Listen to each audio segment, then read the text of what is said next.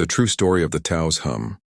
The Taos Hum is one of the most famous and enduring modern mysteries. It is not a single sound event, but a persistent low-frequency phenomenon, characterized by a steady, low rumble, often compared to a distant diesel engine idling, that is heard by a small percentage of the population in various locations around the world. Taos, New Mexico became its namesake in the early 1990s due to a concentrated and vocal group of hearers and the ensuing official investigation. The sound itself and who hears it.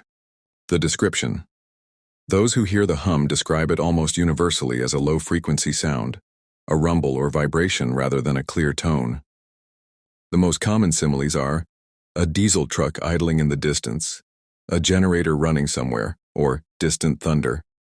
The maddening aspect is its constancy. It doesn't fade or change pitch noticeably. The hearers, the 2%. The most consistent fact across all studies is that only a small fraction of the population can hear the hum, estimated to be between 2% and 4% in any affected area. In Taos, this meant several hundred people. There is no clear demographic pattern, but hearers tend to be between the ages of 40 and 70. It is often reported that those with better low-frequency hearing are more likely to hear it. When and where it's heard. The hum is most prominent in quiet environments, especially at night when ambient noise is low. This made it particularly disruptive to sleep, leading to significant distress. It was reported primarily within the Taos town area and the surrounding Mesa country, but it was not confined to a single street or neighborhood. Reports also came from other parts of northern New Mexico. A key characteristic is that the sound seems to be heard indoors and is often louder inside houses than outside, suggesting buildings might act as resonators for the frequency. The timeline. The 1990s in Taos. Early 1991. Sporadic reports of a strange, pervasive noise had been circulating in Taos for years, even decades among locals. However, in late 1991, the issue reached a tipping point. Frustrated hearers began organizing, comparing notes, and demanding answers. 1992. The story gained local and then national media traction. Articles appeared in the Santa Fe New Mexican and the Albuquerque Journal. The national spotlight turned to Taos when CNN picked up the story and broadcast a segment, introducing the Taos Hum to a worldwide audience. This led to a flood of reports from other places like Bristol, England, and Kokomo, Indiana, each with their own local hum. 1993. The persistent complaints from citizens, amplified by media pressure, reached the U.S. Congress. New Mexico Senators Pete Domenici and Jeff Bingaman took the lead, formally requesting an investigation. They tasked a team of renowned scientists from several prestigious institutions to descend on Taos and find the source. 1994.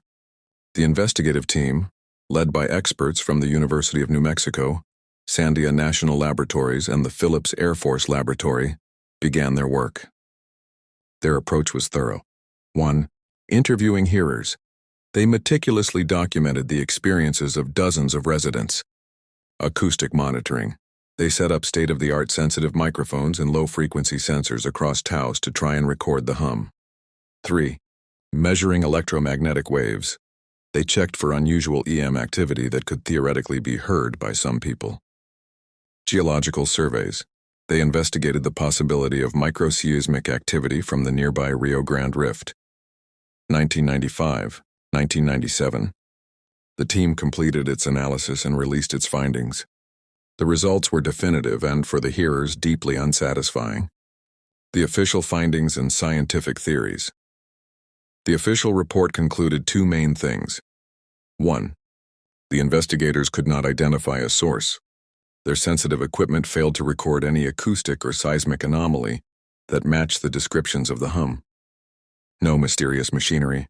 No secret military projects, no geological rumblings were detected. 2. They could not deny the experiences of the hearers. The team stated unequivocally that the people hearing the hum were genuine, serious, and suffering real physiological effects like sleep loss, headaches, and dizziness. This paradox led to several competing theories which remain debated today. Mass psychogenic illness, the mass hysteria theory. This was an early suspicion, that the power of suggestion led people to hear a sound that wasn't physically present. However, The fact that many hearers reported it before hearing about it from others, and the very specific demographic, only those with certain hearing ability, made this theory less convincing to many. Anthropogenic, human-made sources. The most likely scientific explanation. Potential candidates included industrial equipment, air compressors, pumps, or generators from nearby factories or mines. Power lines. The interaction of high-voltage power lines with the desert air can produce a low-frequency corona discharge or hum. Gas pipeline noise. The transcontinental natural gas pipelines that run through the region can generate low-frequency noise.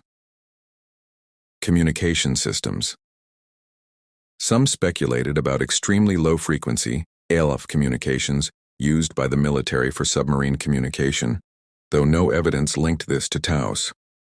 Biological cause. The tinnitus theory. This is a leading theory. Spontaneous autoacoustic emissions or sounds generated from within the inner ear itself. Most people have them, but they are usually too faint to perceive. For some, however, these internal sounds can become audible. The brain, confused by an internal sound it thinks is external, amplifies it, creating a feedback loop of perception. This explains why only some people hear it and why it's louder indoors. Less external noise to mask it. The stress and anxiety caused by the sound then make it even more prominent. Natural phenomena. Theories involving microseisms, very faint earth tremors, the interaction of solar wind with the magnetosphere, or even sound from the nearby Rio Grande Gorge, were investigated but lacked evidence. The 1990s investigation into the Taos Hum did not solve the mystery. Instead, it elevated it from a local curiosity to a global scientific puzzle. The true story of the Taos Hum is not one of a government cover-up or a magical sonic weapon, but a far more complex tale about the intersection of human perception, environmental noise, and the limits of scientific measurement. Who hears it? An estimated 2–4% of the population, often middle-aged to older adults with sensitive low-frequency hearing. When it was most prominently reported and investigated in the early to mid-1990s, though reports persist to this day. The outcome: no definitive source was ever found. The most accepted scientific explanations point to a combination of external, very low-level industrial noise, inaudible to most, that is amplified and perceived internally by a subset of people with a specific physiological or neurological predisposition, likely a form of low-frequency tinnitus. The Taos Hum remains an open case, a reminder that some mysteries, even those that drone on incessantly, are not so easily silenced.